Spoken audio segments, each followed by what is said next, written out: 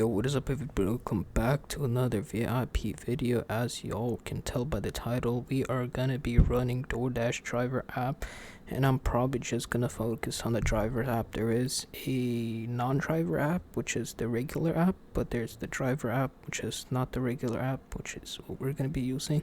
Basically, it's just a side hustle that you can earn money, blah blah blah. I'm sure you probably already heard some other people talk about it. But yeah, I'm just gonna be giving you guys a couple of tips here and there, and yeah, here's my first month sort of earnings. This is not exact because I did not count in for all the spendings, like the business expenses is what people call them. But yeah, but I'll talk about like them general, about half of them basically. Cause like when you start a business, it's not really a business, but it's like entrepreneurship. That's like the best way I could explain. But or the other way is you partner up with business called DoorDash and you're good to go. So basically the sign up process, like if you have an iPhone, I would say you're set. If you have an Android with that high quality camera, you might not pass the what is it called, the screenings to your background check. I have no clue why, but that's basically the issue that I had.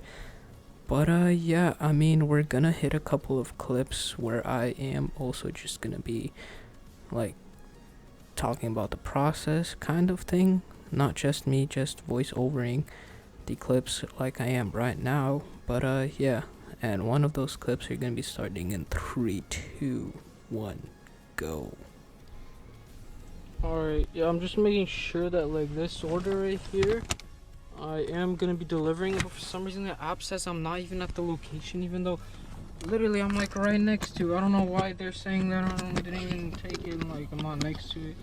So I'm just gonna deliver it, and then I don't know.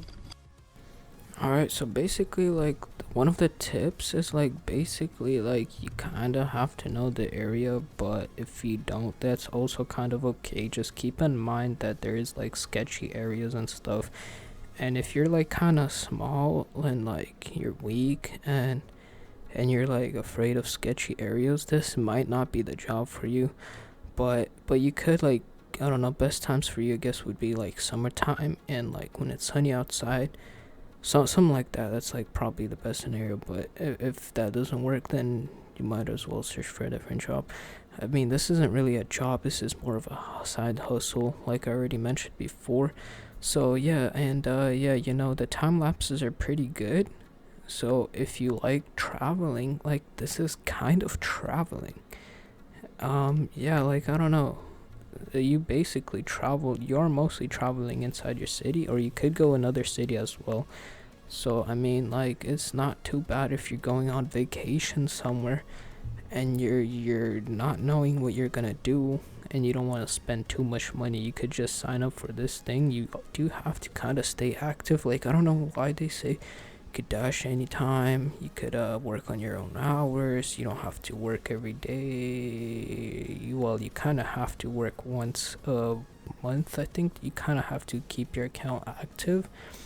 I'm not too sure how much deliveries you have to do, but you could probably search that up somewhere at DoorDash.com / I don't even know what, but they should have like explain how that works anyways.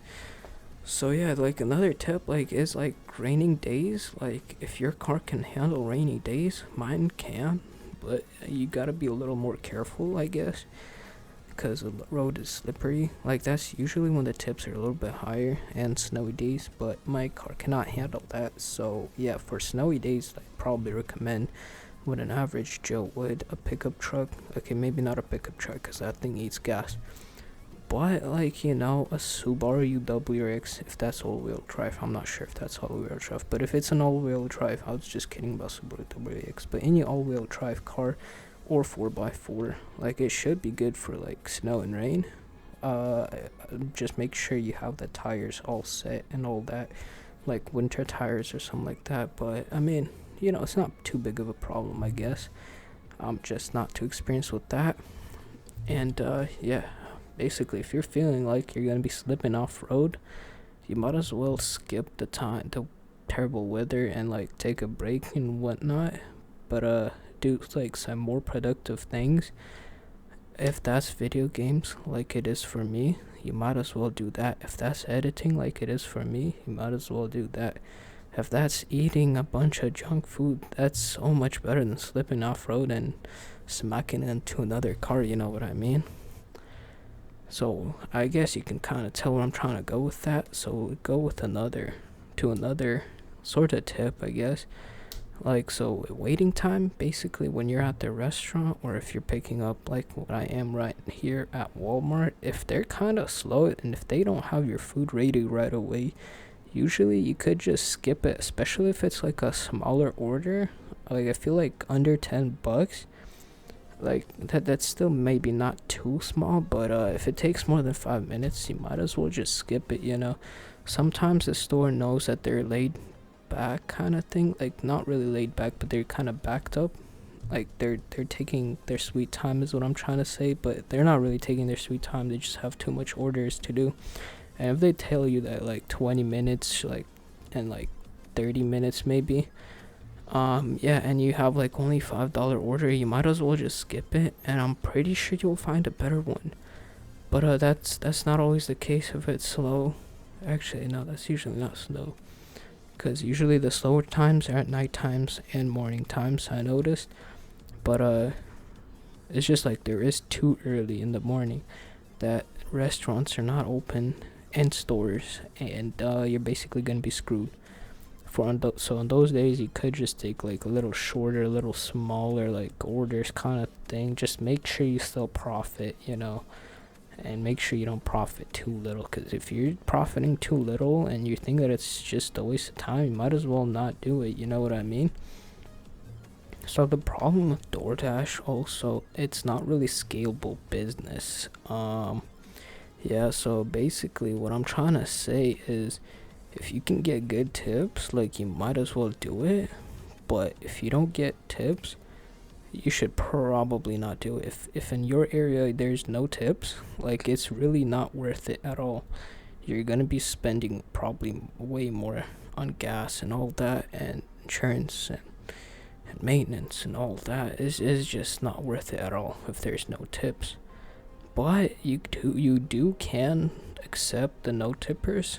It's just like, kind of be careful, just make sure you're like at least somewhat profiting. Yeah, that's not really a good tip, but the point I'm trying to say is, make sure you have enough profit to sustain like your life and all that, and that you won't be living rich, obviously, because this is kind of like one of those minimum wage jobs. Like, you might be getting paid more than minimum wage at times, but that's not always the case with DoorDash, so keep that in mind. Sports mode, yes sir. Let me just find somewhere to drift.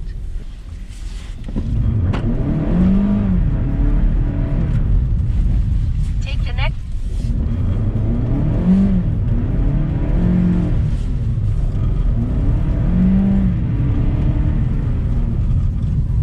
So here's a good example of when you should probably just skip the day if you don't have good enough of a car for the conditions. And oh man, that sound though. Take the next left onto Northeast It really 172nd.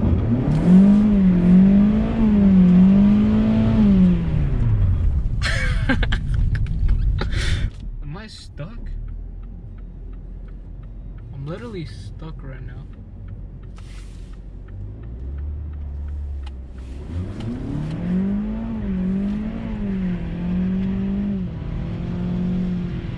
In a quarter. Continue on Northeast 23rd Street for half a mile. Not doing that ever again. Can't you see, like, the road is slippery? So yeah, if you saw those clips and like you're like, yo, isn't that too dangerous? Then yes, it is pretty dangerous, like when it's like snowing and you're slipping off the road and all that. So you could just skip the day and just you know, enjoy yourself kind of thing, instead of risking your life on a job that pays you basically minimum wage. So this is like basically just like kind of my first thoughts on DoorDash. Obviously, if you guys want to go in depth, like I could do that, but like this isn't like everything I got to say. And if you guys would enjoy this kind of content and you want me to continue, just leave a like just so I would know if I should continue, cuz like there is a lot of tips that I could give. I just don't know if you're going to be interested or not. And so if you are, just leave a like. But where are you gonna get these views and get paid at the same time? Okay, maybe the airplane is way better.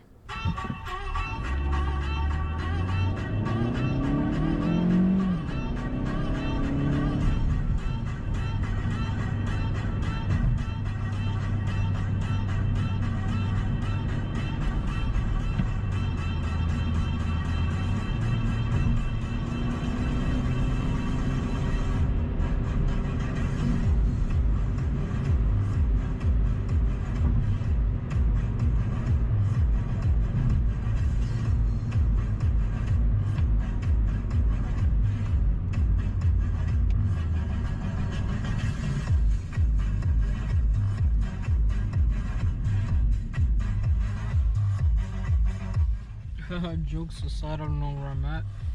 I think I should go this way. But some nice lights. Let's go back to time lapse. But yeah, just to close in on the topic, if it's sort of worth it or not, like we did kind of hit the 3,000 mark in a month, and the first month we hit about $3,025.94. But obviously when it comes to business, this is actually not all profit, and I did not include all the expenses, but just the major ones, which ended up being about $997.54, which leaves us off to about profit of $2,038.40, which is like kind of minimum wage. I did also go a little overtime on some of the, as you can tell, snow air times, night times, morning times, daytime. So yeah, basically we did go a little on the overtime side. But if you also like throw in the part that when I was just starting off, I was doing sort of between part-time and full-time, yeah, so it evens out to be about a full-time thing. But yeah, hopefully you'll enjoy, and just make sure you drop a like if you enjoyed, and comment down below if you want me to do more types of tips, or I don't know, vlogs I guess, on the DoorDash process of me struggling in life and getting the bang for the buck. And yeah, without further ado, it's been your boy VIP, and I'll catch you all in the next video. Peace.